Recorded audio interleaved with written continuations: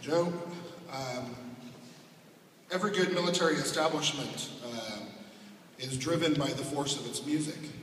And I have a lot of colleagues, former schoolmates, close friends who are involved in some of the ceremonial music that occurs at places like West Point or in the 3rd Infantry, the old guard of the U.S. Army. One of the signature items that these groups have is a regimental drums.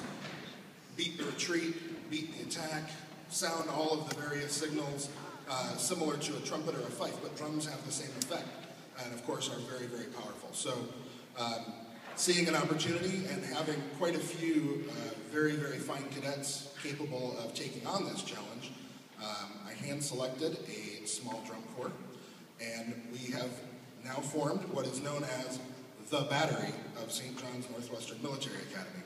Gentlemen.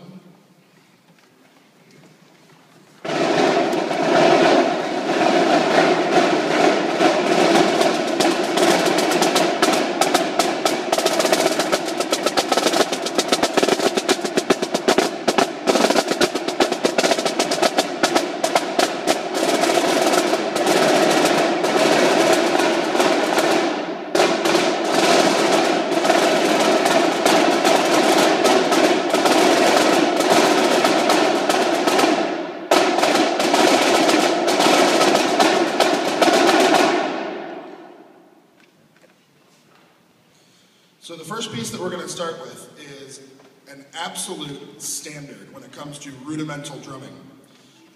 It is thought to come from an ancient reel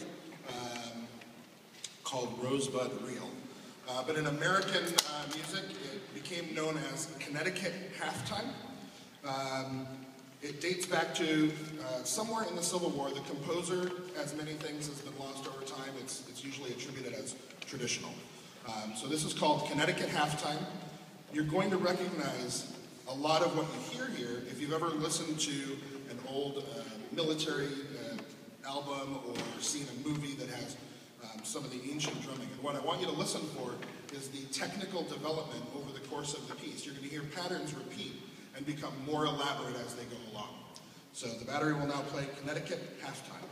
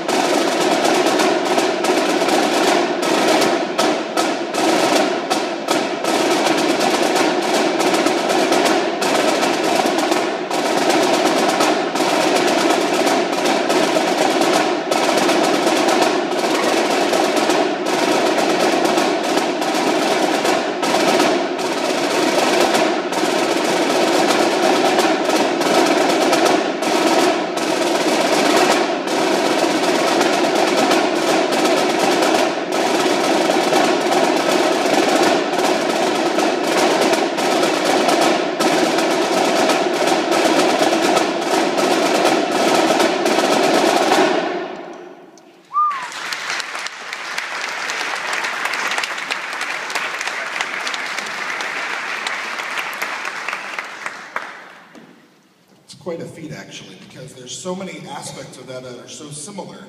You have to remember which part you're in, and then which line you're on, and what part of that line changes as it moves along. Probably the hardest thing they've learned so far this year, just to get through all of those various patterns. So, very well done, guys.